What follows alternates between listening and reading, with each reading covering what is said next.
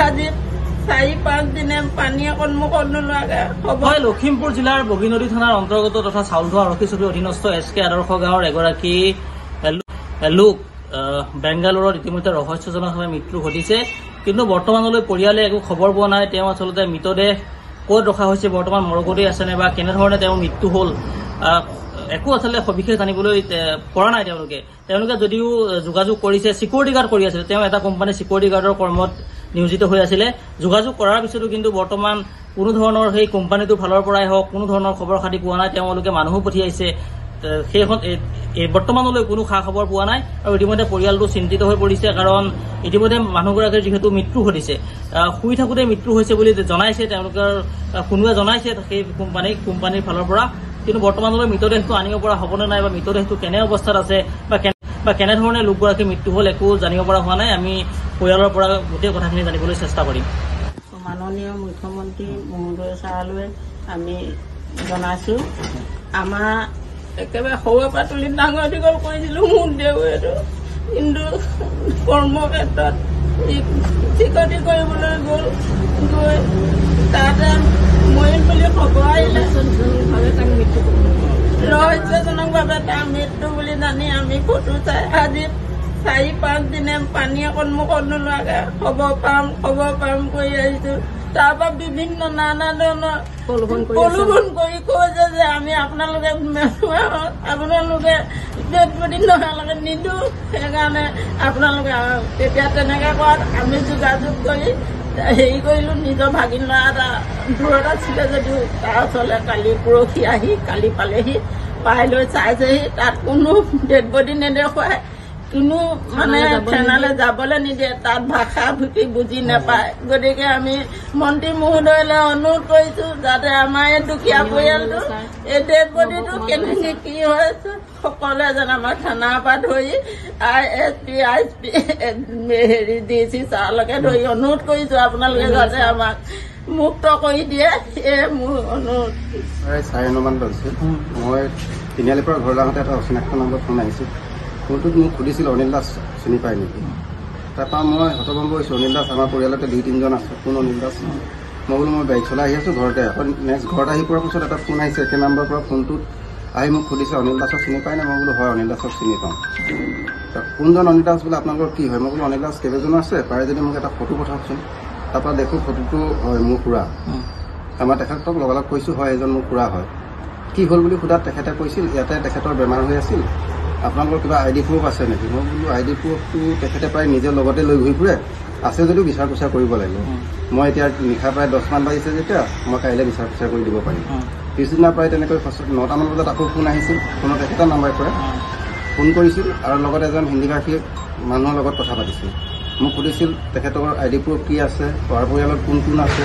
মই তেখেতক সকলো ডিটেইলছ কৈছিলোঁ আৰু তেখেতৰ তাৰ পৰিয়ালৰ কোন আছে বুলি কোৱাত মই তেখেতৰ ছোৱালী দুজনী থকা বুলি জানিবলৈ দিয়াত তেখেতৰ পৰিয়ালৰ ছোৱালীকেইজনীৰ নাম্বাৰ বিচাৰিছিল।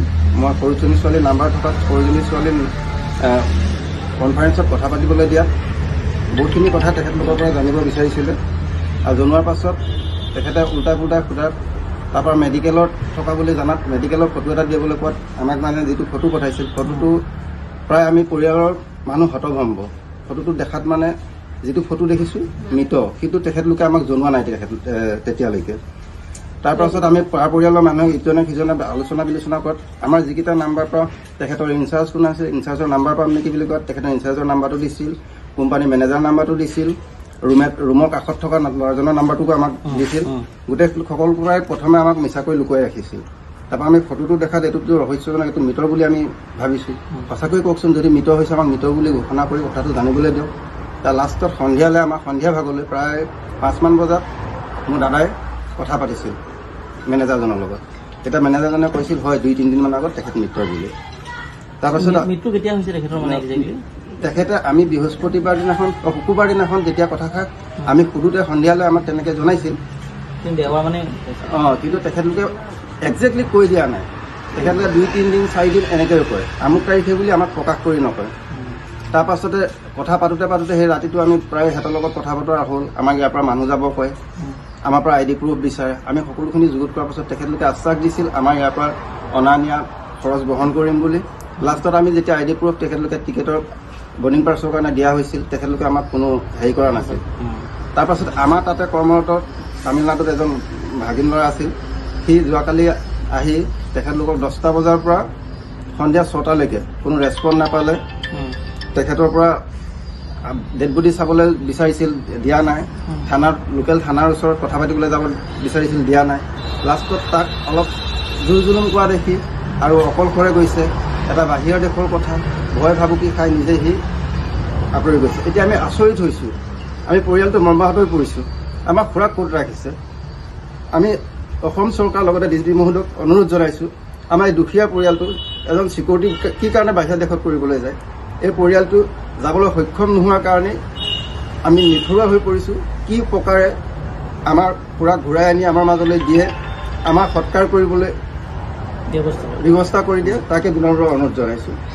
মই মানে আমাৰ খুৰা অনিল দাস বুলি কয় তেওঁ বহিৰাজ্যত মানে বেংগালুৰু কৰ্মৰত হৈছে চিকিউৰিটি গাৰ্ডত বিশেষকৈ মানে আমি যোৱা 24 তাৰিখে যিটো ফোন কল পাওঁ সেই ফোন কলৰ নম্বৰটো মানে 9825171009 পৰা আমি যিটো তথ্য পাওঁ তেওঁৰ পৰা আমি তেওঁৰ লগত কথা পাতি গম পাইছোঁ যে এই ব্যক্তিজন ইতিমধ্যে মৃত্যুবৰণ কৰিছে কিন্তু মৃত্যুবৰণ কৰাৰ পাছত তেওঁ যিটো নম্বৰৰ পৰা আমি যোগাযোগ কৰিছিলোঁ তেওঁলোকে আমাক তাৰ পৰা আমাৰ ডেড বডিটো পঠাই দিম আৰু বিভিন্ন মানে আমাৰ পৰিয়ালৰ লগত যোগাযোগ কৰি আমাৰ টিকেট কাটি দিম এনেকুৱা ধৰণৰ প্ৰলোভন কৰিলে কিন্তু চেন্নাইত আমাৰ নিজৰ পেহী ল'ৰা কৰ্মৰত উজ্জ্বল দাস নামৰ ল'ৰাজন তাৰ পৰা ওচৰ হৈ চেন্নাইৰ পৰা প্ৰায় যিটো ডিষ্টেঞ্চৰ কম ডিষ্টেঞ্চত আহি পেলাই তেওঁলোকক যোগাযোগ কৰি যোৱা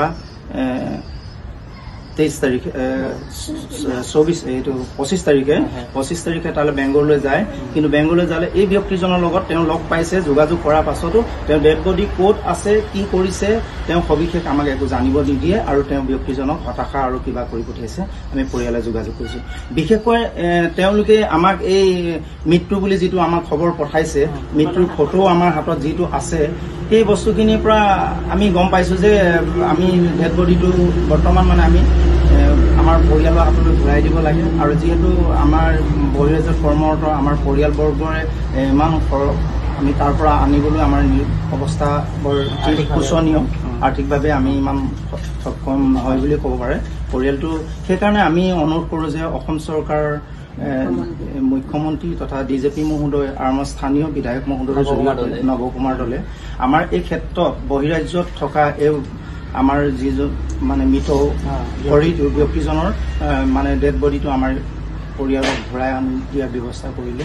আমি পৰিয়ালটো নথৈ সুখী ৰহস্যজনকো হ'ব পাৰে আৰু এই মৃত্যুটো নিশ্চয় ৰহস্যজনক বুলি আমি ভাবিছোঁ যিটো আমাক আনিবলৈ যোৱাৰ পাছতো মানে বহিৰাজ্যত থকা আমি যোগাযোগ কৰাৰ মতে আমাক সিহঁতে কোম্পানীৰ ফালৰ পৰা পঠাই দিম বুলি কোৱাৰ পাছতো এতিয়া আমি ডেড বডি ক'ত কি বিষয়বস্তুটো আমাক একো সবিশেষ জানিব দিয়া নাই তাৰ স্থানীয় পুলিচৰ সৈতে যোগাযোগ কৰিব পাৰিছে স্থানীয় পুলিচৰ বিষয়ে যিজন মানে চেন্নাইৰ পৰা আমাৰ উজ্জ্বল দাস গৈছিলে তেওঁ স্থানীয় পুলিচৰ যিবলৈ তেওঁলোকে এই যিকেইজন ব্যক্তি গৈছিলে আচলতে ভাষা ভাষীৰ প্ৰব্লেমো হ'ব পাৰে তামিল চামিল ক'ব নোৱাৰে তেওঁ বিশেষকৈ থানাৰ আশ্ৰয় বা তেওঁলোকে যোগাযোগ কৰি তাৰ লগত কৰাই দিম বুলি কৈছিলে তেওঁক যোৱাত কিছু বাধা প্ৰদান কৰিছিলে সেইকাৰণে আমি ভাবিছোঁ যে আমি ডেড বডিটো আমাৰ দুখীয়াভাৱে আমি তাত গৈ যদি কিবা কৰি তেওঁলোকক পঠিয়াম বুলি কোৱা মানে আমাৰ মানুহ যোৱাৰ পাছতো তেওঁলোকে এই মুহূৰ্তলৈকে আমাৰ বডিটো ইয়ালৈ পঠিওৱাৰ ব্যৱস্থা কৰা নাই সেইকাৰণে এই ক্ষেত্ৰত অনুৰোধ হৈছে আমিতো তাত গৈ কোনো বিকল্প ব্যৱস্থা আমি পাম বুলি আশা কৰা নাই সেইকাৰণে যথেষ্ট আমাৰ এই বডিটো